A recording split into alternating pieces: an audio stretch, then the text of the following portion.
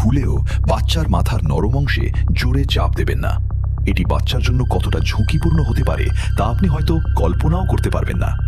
আজকের ভিডিওর দ্বিতীয় পার্টে আমরা জানাবো এই জায়গায় চাপ দিলে কি কি ভয়ানক সমস্যা হতে পারে। চিকিৎসা বিজ্ঞানের মতে নবজাতকের মাথার এই অংশটিকে বলা হয় অ্যান্টেরিয়র ফন্টানেল। এটি মূলত বাচ্চার মস্তিষ্কের সুরক্ষা কবচ। এখানে অতিরিক্ত চাপ পড়লে বাচ্চার অভ্যন্তরীণ রক্তক্ষরণ হতে পারে, যা থেকে ভবিষ্যতে বাচ্চার কথা বলা বা চলাফেরায় সমস্যা হওয়ার ঝুঁকি থাকে। এমনকি এটি মস্তিষ্কের বিকাশে স্থায়ী বাধা সৃষ্টি করতে পারে। জন্মের পর প্রায় 18 মাস পর্যন্ত এই অংশটি অত্যন্ত সংবেদনশীল থাকে, তাই একে স্পর্শ করার সময় সর্বোচ্চ সতর্কতা অবলম্বন করা উচিত। কিন্তু আপনি কি জানেন মহান আল্লাহ কেন বাচ্চার মাথায় হাড় না দিয়ে এই নরম অংশটি দিয়েছেন? যা জানলে আপনি অবাক হয়ে যাবেন। আগামীকাল পার্ট 3-তে আমরা এই রহস্যটি ফাঁস করব ইনশাআল্লাহ। এখনই চ্যানেলটি সাবস্ক্রাইব করে বেল আইকনটি বাজিয়ে রাখুন।